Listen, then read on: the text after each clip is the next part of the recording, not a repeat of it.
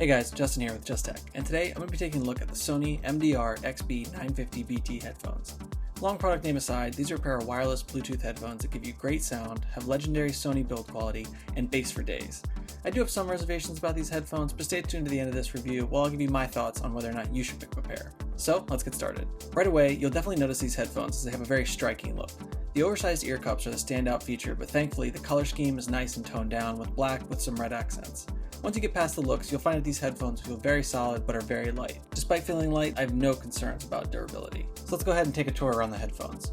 First, the ear cups are very lightly textured for some added grip and have some Sony branding along with an NFC icon. This means that you can pair these headphones with an NFC-enabled device, but you can also go the traditional Bluetooth pairing route if you choose. The ear cups also swivel in a few different directions to give you a good fit. I've had no problem getting these headphones to feel comfortable.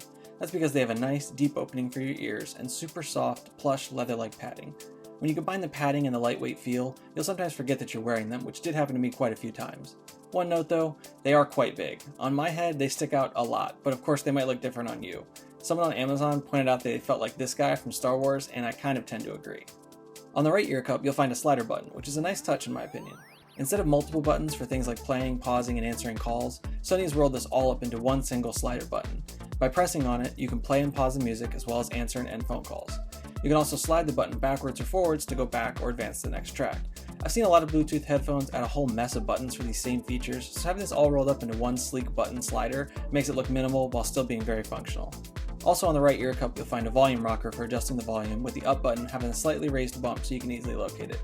I enjoy using all these buttons instead of having to reach for my device, so kudos to Sony for making it simple to use. On the left ear cup, you'll find your mic, 3.5mm jack, USB charging port, and bass boost button. One of the things that's nice about these headphones is the fact that they will work as regular wired headphones even if the battery dies. Something you'd think would be standard on many Bluetooth headphones, but is actually not quite as common as it should be. You charge the battery via the included USB cable, and speaking of the battery, it lasts a really long time. Sony rates the battery at having around 20 hours of battery life, which is insane when most others only get you around 9 to 10 hours. Suffice to say, you can use these headphones for a few hours a day and not have to worry about charging them too much. Now perhaps the crowning jewel of these headphones, the bass boost button. Okay, look, I love bass in my music. I tend to listen to a lot of electronic, house, dance music, and pressing this button, which will only work when you're on Bluetooth by the way, gives you exactly what it says, a bass boost. And here's the thing, it 100% delivers on this promise. But I found more often than not, it ends up just being too much. The headphones themselves offer a lot of bass without pressing this button, so unless you really love head-rattling bass, you might end up leaving this button off most of the time. I found that I did. Up top, you'll find a pleather padded headband. It's not super padded, but that's because they're so light. You'll find that it really doesn't need much. Lastly, with the headband, take note that these don't fold up, which means that the smallest they get is when you fold the ear cups in and lay them flat. I really don't understand why Sony couldn't have added some hinges here, as Bluetooth, at least by my definition, means mobility and travel. One other thing they're missing, a case. You're not going to get any carrying pouch or case with these headphones. I suppose Sony is really wanting you to just have these hanging around your house, but I say let the consumer decide where they want to use them. Even someone who only uses these at home will appreciate a folding design, if only to minimize space on a desk or a nightstand.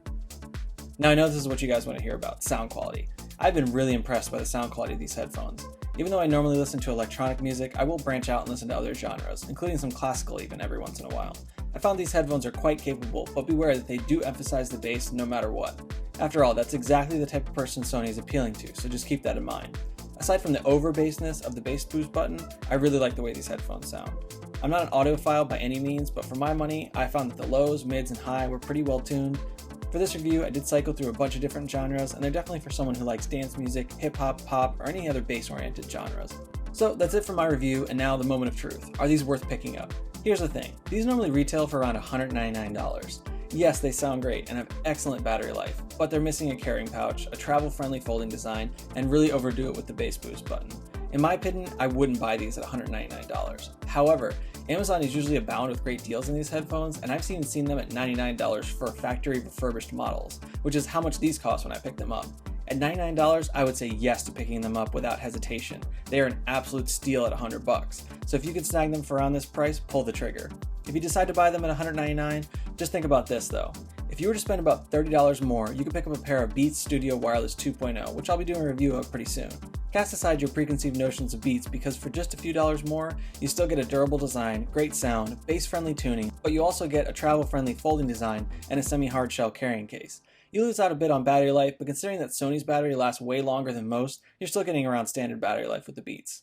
Now I want to hear from you guys. You think you can handle the bass boost button? What are your thoughts on pricing? Let me know down in the comments. As always, be sure to hit that thumbs up if you enjoyed today's video, and subscribe to the channel to see more content just like this. I'll see you guys next time here on Just Tech.